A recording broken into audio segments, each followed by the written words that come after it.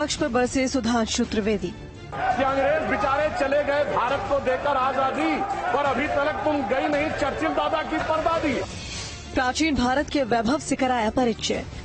Ancient Chinese में भारत को कहते टियानजाओ, TIANZHOU। जाओ का मतलब होता केंद्र, टियान का मतलब होता स्वर्ग।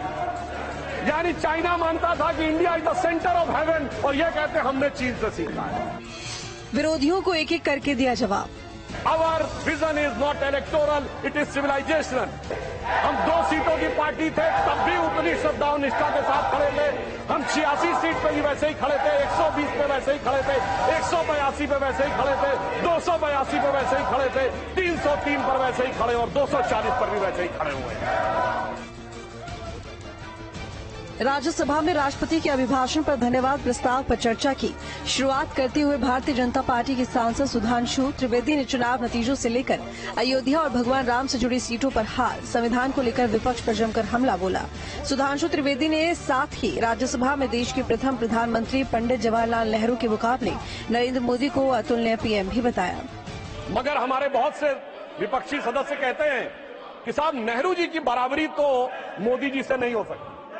तो सभापति महोदय, मैं आपके माध्यम से कहना चाहता हूं कि तीसरी बार मोदी जी चुन के आए हैं, और ये मैं भी मानता हूं कि नेहरू जी और मोदी जी में बराबरी नहीं हो सकती। इसलिए तीसरी बार आने पे मैं सिर्फ 3 बिंदु दूंगा जिस पर हम मानते हैं कि नेहरू जी और मोदी जी की बराबरी नहीं हो सकती। नंबर 1, जब मोदी जी इस देश के प्रधानमंत्री के कैंडिडेट चुने जाने थे, सभापति महोदय, मुझे आज तक याद है 13 सितंबर 2013 शाम 6 बजे भाजपा की पार्लियामेंट्री बोर्ड की बैठक होनी थी और मोदी जी स्वयं उसके मेंबर थे, मगर उन्होंने कहा मैं उस बैठक में नहीं आऊंगा जिसमें मेरे बारे में विचार हो रहा हो।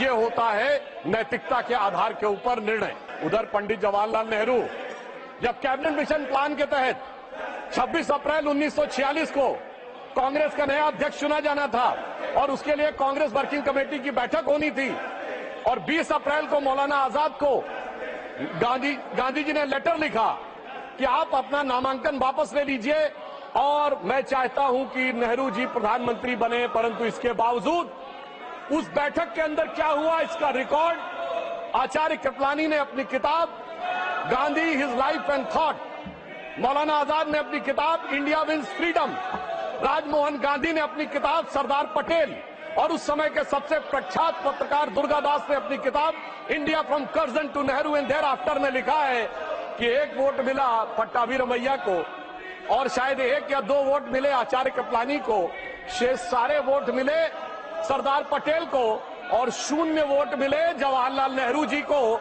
वाकई कैसे तुलना हो सकती है? सर्वसम्मति से प्रधानमंत्री के कैंडिडेट बनने वाले मोदी जी और 0 वोट पाकर प्रधानमंत्री के कैंडिडेट बनने वाले सरदार हमारे नेहरू जी। एक वो नेता जिसको पूरे देश ने नेता माना, एक वो नेता जिसको उसकी पार्टी में किसी ने नेता नहीं माना। इसलिए वाकई तुलना नहीं हो सकती। सुधांशु त्रिवेदी ने बदलते भारत की सशक्त विदेश नीति का भी जिक्र किया। आज सक्षम विदेश नीति के द्वारा प्रधानमंत्री जी के नेतृत्व में, और यहाँ विदेश मंत्री जी स्वयं बैठे हुए हैं, भारत उस मुकाम तक पहुंचा है कि रशिया कहता है India is our traditional ally. पर मैं एक घटना बताना चाहता हूं। माननीय प्रधानमंत्री महोदय जब फिलिस्तीन जा रहे थे तो वो जॉर्डन में रुके और जॉर्डन के शाह ने कहा कि वो उनके पर्सनल हेलीकॉप्टर में उनको भेजेंगे पैलेस्टीन। उल्लेखनीय बात यह है कि जॉर्डन के शाह हुसैन प्रोफेट मोहम्मद की डायरेक्ट डिसेंडेंसी में है। एक ही परिवार है जो प्रोफेट मोहम्मद की डायरेक्ट डिसेंडेंसी में है। और आप सोचिए, जॉर्डन का प्लेन था, हेलीकॉप्टर जा रहा था पैलेस्टीन और उसको एस्कॉर्ट कर रहे थे इजराइल के फाइटर्स। आप सोच